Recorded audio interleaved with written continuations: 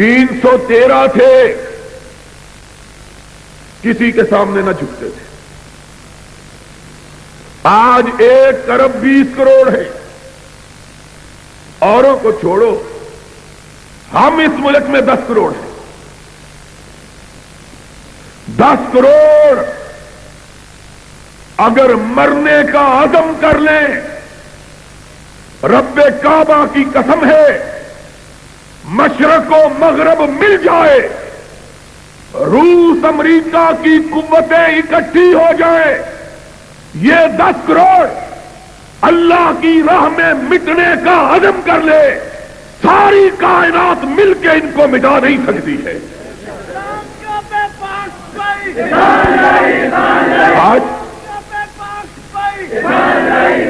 سبب کیا ہے؟ صرف 313 صرف 313 اور مکے سے نکل کر مدینے پہ یلغار کرتے ہوئے آئے. چڑھائی کی رحمت کائنات علیہ الصلوۃ والسلام. خبر ملی حالات انتہائی دگرگوں، صورتحال انتہائی پریشان کن. مدینہ طیبہ چھوٹی سی بستی اور مسلمان 2 طبقوں کے، ایک ہجرتوں کے ستائے ہوئے، ایک مہاجروں کا بوجھ اٹھائے ہوئے. 2 طبقے مسلمانوں کے، کچھ ہجرتوں کے مارے ہوئے، اپنے وطن سے نکالے ہوئے، اپنے گھروں سے بے گھر کیے ہوئے، اپنی دولت لٹائے ہوئے، اپنے بچے چھنوائے ہوئے، اپنے دلوں پہ چرکے کھائے ہوئے، اپنے سینوں پہ زخم سجائے ہوئے اس طرح نکلے. عبد الرحمن ابن عوف کہتے ہیں رضی اللہ تعالیٰ عنہ، میں نکلا، میرے گھر والوں کو پتا چلا، میں اونٹ پہ سوار، بیوی پیچھے، بیٹا گود میں، سب کچھ بیچ باچ کے، پیسے پوٹلی میں باندھے ہوئے. سب سے پہلے سسرال والوں کو علم ہوا، بھاگے ہوئے آئے، میرے اونٹ کی مہار تھام لی، کہنے لگے جانا ہے تو جاؤ، ہماری بیٹی چھوڑ کے جاؤ. بیوی چھین دی. پھر اپنے گھر والے آ گئے، کہاں کہاں جاتے ہو؟ کہا مدینے والے کے پاس جاتا ہوں. کہا پھر یہ بیٹا ہمارا ہے، اس کو ساتھ نہیں لے جا سکتے. کہا دل پہ چوٹ پڑی، اپنا لخت جگر، اپنا بیٹا، اور بیٹے کی محبت صرف باپ جانتا ہے، اوروں کو علم نہیں کہ بیٹا کس کو کہتے ہیں. جس کو رب نے بیٹا دیا ہو یا اس سے قدر پوچھو، یا جس کو دے کے چھین لیا ہو اس سے قدر پوچھو. کہا یا بیٹا چھوڑ دو یا محمد کی محبت چھوڑ دو. کہا ایک دفعہ کب کبھی تاری ہو گئی، نگاہ اٹھائی، آسمان کی طرف دیکھا، پھر کہنے لگے ایک بیٹا، 1000 بیٹا ہو محمد پہ قربان ہے، لے جاؤ، پرواہ نہیں ہے. بیٹا چھینا. بھائی آئے، انہوں نے مال کی پوٹلی چھینی. بڑا بھائی آیا، اس نے اونٹ بھی چھین لیا. کہا جانا ہے تو اسی طرح جاؤ. کائنات کے امام کی بارگاہ میں پہنچے، ہونٹ بھوک سے پھٹ گئے تھے اور پیر چلنے سے پھٹ گئے، پیروں سے بھی خون، ہونٹوں سے بھی خون. کائنات کے سردار، ثقلین کے تاجدار، امام ہدا نماز ظہر سے فارغ ہوئے، سلام پھیرا، پلٹ کے دیکھا تو سامنے عبد الرحمان کھڑے ہیں۔ کہا عبد الرحمان کب آئے؟ کہا اللہ کے حبیب ابھی آیا ہوں۔ کہا کہو کیسے آئے؟ کہا آقا سب کچھ لٹا کے آیا ہوں، دین بچا کے آیا ہوں۔ فرمایا عبد الرحمان دین بچا کے آئے ہو، سب کچھ لٹا کے آئے ہو تو کچھ بھی نہیں لٹایا ہے، جنت پا کے آگے ہو، اللہ کی رضا پا کے آگے ہو۔ یہ لوگ، ایک صحابی اٹھتا ہے، عبد الرحمان کا قصہ سنتا ہے، عرض کرتا ہے آقا بیوی بھی اس سے چھین لی، بیٹا بھی چھین لیا، دولت بھی چھین لی۔ اللہ کے رسول میرا جتنا مال ہے 2 حصوں میں تقسیم، آدھا اس کو دے دیجیے آدھا مجھ کو دے دیجیے۔ ایک نے کہا اللہ کے حبیب اس کا کوئی گھر نہیں، میرا آدھا گھر لے لیجیے۔ ایک نے کہا یا رسول اللہ میری 2 بیویاں، ایک کو طلاق دے دیتا ہوں، اس کو کہیے اس سے نکاح کر کے اپنے گھر کو آباد کر دے۔ کچھ ہجرتوں کے ستائے ہوئے، کچھ مہاجروں کے بوجھ اٹھائے ہوئے، کچھ امام کونین کی یثرب میں تشریف آوری سے پہلے، یثرب میں ہر سال وبا پھوٹتی تھی، زرد بخار کی، لوگ تپے زرد میں مبتلا ہوتے تھے۔ وہ تو کونین کا تاجدار آیا، رحمت مجسم بن کے آیا، اور اس نے اپنے ہاتھ دعا کے لیے اٹھائے۔ اس نے کہا اللہ میرے بابا خلیل اللہ نے مکہ کے لیے تجھ سے دعا مانگی تھی، میں مدینہ کے لیے تجھ سے دعا مانگتا ہوں، اللہ مدینے کو بیماریوں سے پاک کر دے۔ یہ میرے آقا کی دعا کا اثر تھا کہ آج تک مدینے میں کوئی وبا نہیں پڑی ہے۔ تو بہرحال جو پہلے ہجرت کر کے آئے تھے بخاروں کے مارے ہوئے،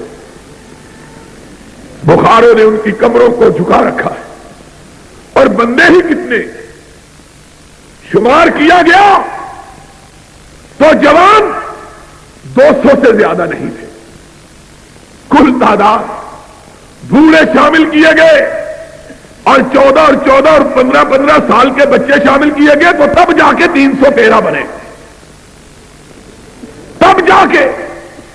لیکن اس وقت بھی جبکہ صرف 313 تھے، نہ خوف تھا، نہ دہشت تھی، نہ دشمن کا رعب تھا، نہ مخالفوں کی ہیبت تھی۔ اگر تھا تو اپنے اللہ پر توکل تھا، اپنے رب پر اعتماد تھا۔ محمد الرسول اللہ صلی اللہ علیہ وسلم کو علم ہوا دشمن بڑا لشکر لے کے آیا مدینے والوں کو مٹانے کے لیے۔ سرور گرامی نے کہا ہم مدینے کی دیواروں کے پیچھے رک کر ان کا انتظار نہیں کرتے، کھلے میدان میں جا کر ان کا مقابلہ کریں گے۔ اور ضیاء الحق 10 کروڑ آدمی اس پاکستان کا باسی، اور تو راجیو گاندھی کے سامنے لمبا لیٹ گیا ہے اور سونیا کے سامنے رکوع کر رہا ہے۔ اور اگر اس سے فرصت ملی تو ایک بزرگ کی قبر پہ جا کے دھاگے باندھنے شروع کر دیے۔ مجھے اور ساری باتوں کی سمجھ آ گئی، دھاگوں کی سمجھ نہیں آئی ہے۔ وہ دھاگے ہی باندھنے تھے تو اتنی دور جانے کی کیا ضرورت تھی؟ یہ بابا چھتری والا یہاں پر ہے، اس کو دھاگے باندھ لیتا ہے، دھاگے ہی باندھنے تھے نا۔ اور کسی وکیل نے کہا کسی بستی کے ایک چودھری نے کسی بندے کو قتل کر دیا۔ گاؤں میں بھی بڑے وکیل تھے، بندہ قتل کرنے والا چودھری تھا۔ گاؤں کے وکیلوں نے کہا بابا اس کے بیٹوں کو ہم کو وکیل کرو، ہم مقدمہ لڑیں۔ کہنے لگے نہیں یہ بڑا چودھری آدمی ہے، ہم شہر کا وکیل کریں گے۔ شہر کا وکیل کیا 3200 روپے پر، اس زمانے میں 3200 روپیہ بڑی بات تھی، 3200۔ وکیل نے بڑا مقدمہ لڑا، آخر چودھری پھانسی چڑھ گیا۔ پنڈ کے وکیلوں کو پتا لگا کہ چودھری پھانسی لگ گیا، آئے چودھری کے بیٹوں کے پاس، کہا چودھری کا کیا بنا؟ کہنے لگا وہ تو پھانسی لگ گیا۔ کہنے لگا فیس کتنی دی تھی؟ کہنے لگا 3200 روپیہ۔ کہنے لگا یہ کام تو ہم 32 روپے میں کر سکتے تھے، اگر پھانسی لگوانا تھا تو شہر کے وکیلوں کو کرنے کی کیا ضرورت تھی؟ تو یہ کام ہم صرف 25 روپے میں کر دیتے۔ او ضیاء الحق صاحب، اور کوئی مجسٹریٹ ہے تو لکھے، ان سی آئی ڈی والوں نے کیا لکھنا ہے بیچاروں نے؟ کسے پڑی ہے کہ جا سناوے، پیارے پی کو ہماری بتیاں، نہ انگ چینا نہ نیند نینا نہ آپ آمے نہ بھیجے پتیاں۔ اور تو بے غیرت انسان ہے کہ اپنے سینے پہ تمغے لگائے ہوئے اور ایک ہندو عورت کے سامنے رکوع کر رہا ہے، اس سے بہتر تھا تو مر جاتا، مسلمانوں کا قائد نہ کہلواتا۔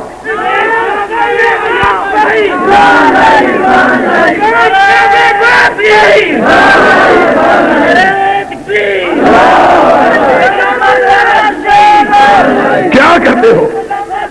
آج کہتے ہیں اگر یہ بے غیرتی کرنی تھی پھر وہاں جانے کی کیا ضرورت تھی؟ ہائے! اور لوگوں ایک بات سن لو، سی آئی ڈی والوں لکھو، اس کو پہنچاؤ، جو اپنوں سے لڑا کرتے ہیں وہ بیگانوں سے لڑنے کی ہمت، تم اپنوں سے ہمارے خلاف۔ حجاج بن یوسف کے زمانے میں ایک دفعہ حملہ ہوا تو ایک عورت نے کہا کمانڈر عورتوں کے اوپر چڑھ دوڑا، مارا عورتوں کو بڑا، جب بندے لڑنے کے لیے آئے تو اپنی بیوی کے پیچھے جا کے چھپ گیا۔ اس نے کہا اسد علیہ وفی الحروب نعمۃ، اور میرے خلاف تو شیر تھے، مردوں کے مقابلے میں بھیڑ بھی نہیں نکلے، ہم کو مارنے کے لیے تو بڑے دلیر۔ پولیس فوج، یہ بیچارے پولیس فوج ہمارے بھائی ہیں، ان بیچاروں کا کیا ہے؟ لیکن تم، قرآن کہتا ہے، مومنوں کی شان بیان کرتا ہے، اشداء علی الکفار رحماء بینہم، مومن وہ ہیں جو اپنوں کے لیے نرم، غیروں کے لیے گرم ہو، ہلکا یاراں تو بریشم کی طرح نرم ہو، ہلکا یاراں تو بریشم کی طرح نرم، رزم حق و باطل ہو تو فولاد ہے مومن۔ لیکن یہ مومن شب موم کر لیا، سحر آہن بنا دیا۔ ہمارے لیے فولادی اور اندرا گاندھی کے بیٹے کے لیے موم کا، اور لکھا ہے اخباروں نے، لکھا ہے کہ اندرا گاندھی کے بیٹے نے سلام بھی نہیں لی، یہ جھپے مار کے ڈال گیا۔ وہ سلام لینے کے لیے جھپے مار دے پیا، ایسا انہیں قوم نو بھی جفا ماریا، چھڈن کا نام ہی نہیں لیتا، قوم کو بھی جفا مارا ہوا ہے،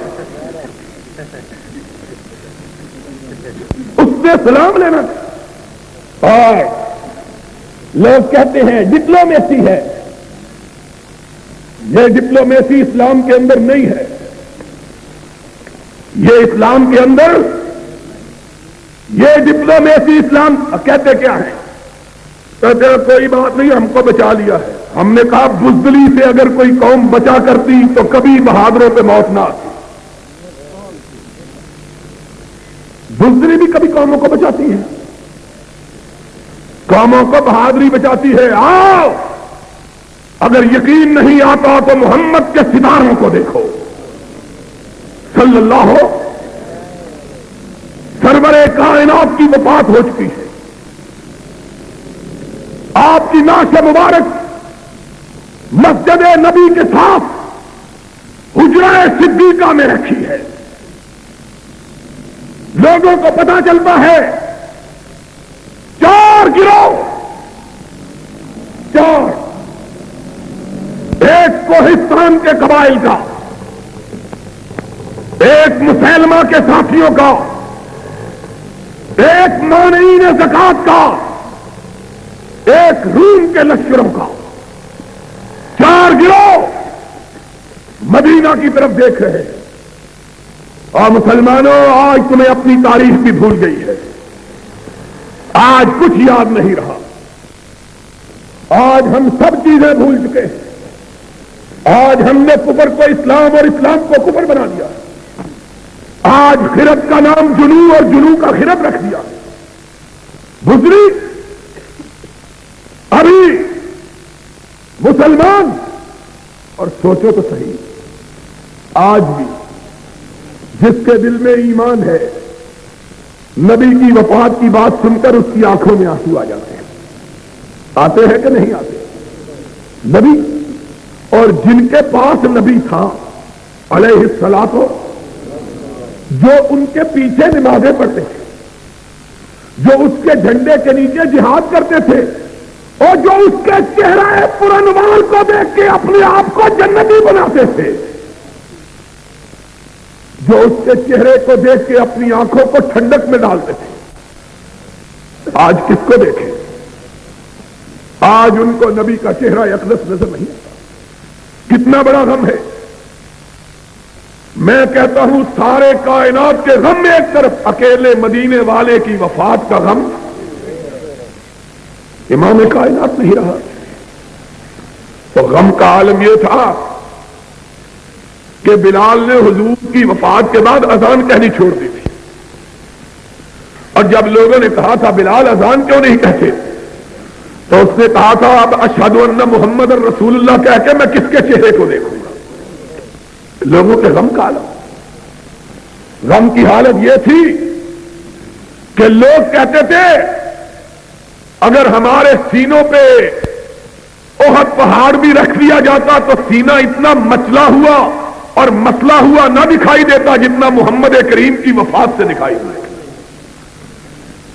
اور فاطمۃ الزہرا نے کہا تھا صبت علی مصائب لو انہا صبت علی الایام سرن لیالیا، مجھ پہ میرے باپ کی وفات کے ساتھ اتنے غم ٹوٹ پڑے کہ اگر دنوں پہ ٹوٹتے تو دن سیاہ ہو جاتے، راتوں میں بدل جاتے۔ اتنا غم ہوا کہ فاروق جیسا بہادر آدمی اپنے اعصاب گم کر بیٹھا، اس نے تلوار نکال لی اور کہا جو کہے گا کہ محمد فوت ہو گیا میں اس کی گردن کو اڑا دوں گا۔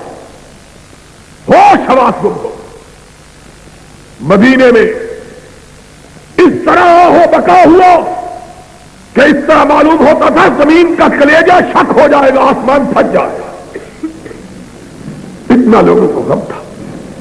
این اس غم کے عالم میں خبر پہنچی کہ قبائل کوہستان نے ارتداد کا اعلان کر دیا، غیر مسلم ہونے کا اعلان کر دیا، اور صرف یہی اعلان کیا نہیں بلکہ مدینے پہ چڑھائی بھی کر دی۔